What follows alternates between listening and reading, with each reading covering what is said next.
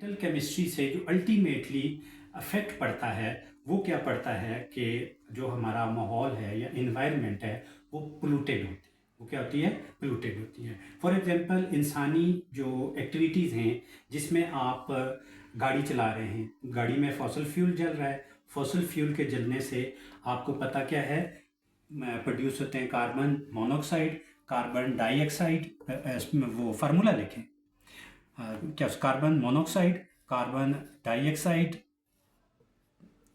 और इसके साथ साथ कॉमन दे दे, उसके साथ साथ जो है वो हाइड्रोकार्बन HC और उसके साथ साथ जो है वो आपके प्रोड्यूस होते हैं कॉमा नॉक्सिस NO और नीचे छोटा x नॉक्सिस। नॉक्सिस में नाइट्रोजन ऑक्साइड, नाइट्रोजन डाइऑक्साइड, ये सारे आते हैं।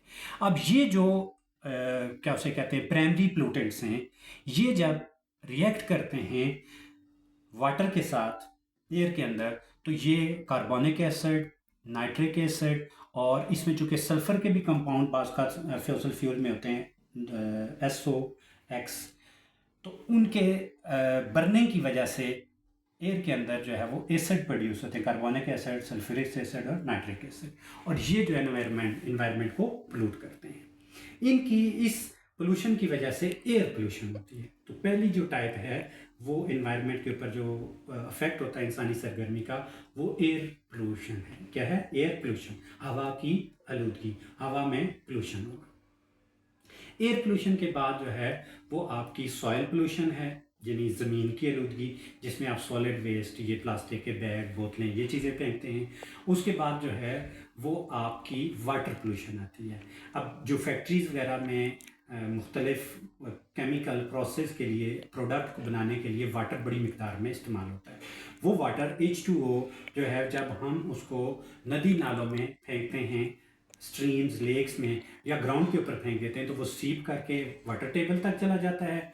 वाटर टेबल के साथ साथ जो है वो क्या उसको कहते हैं नदी नालों, स्ट्रीम्स, लेक्स, इनको भी क्या कर देता है? पोल्यूटेड। तो बेसिकली इन्वायरमेंटल केमिस्ट्री में आप देखते हैं कि इन्वायरमेंट के ऊपर इंसानी इफेक्ट की वजह से, इंसानी सरगर्मियों की, इंसानी एक्टिविटीज़ की वजह से क्या होता है? एयर पोल्यूशन, वाटर पोल्यूशन और उसके साथ साथ क्या होती है? लैंड पोल्यूशन होती है।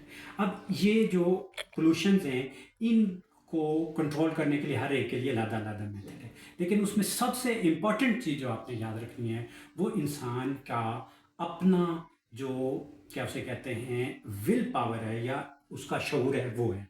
तो उसमें हमें एक चीज़ बहुत इम्पॉर्टेंट है, उसको हम कहते हैं 3R। ठीक है, क्या कहते हैं उसको? 3R। 3R में क्या है? उसमें 3 चीज़ें हैं आपकी। रिड्यूस, यानी हम चीज़ों को इस्तेमाल कम करें, रिड्यूस। दूसरी चीज़ जो है वो रीयूज़ है, कि हम जो चीज़ एक से ज़्यादा दफ़ा इस्तेमाल हो सकती है उसे दोबारा से इस्तेमाल करें। और तीसरी रीसाइकल है। क्या है? रीसाइकल, जो चीज़ें दोबारा से बन सकती हैं तो इन्हें 3R कहते हैं, कि आप चीज़ों को रीयूज़ करें, चीज़ों के इस्तेमाल में कमी करें, रिड्यूस करें, और जो चीज़ें बार बार इस्तेमाल उन्हें रिसाइकल करें। तो ये इन्वायरमेंटल इफेक्ट होता है और उसको इस तरीके से हमें चाहिए कि हम अपनी फ़ज़ा को बचाएं। शुक्रिया।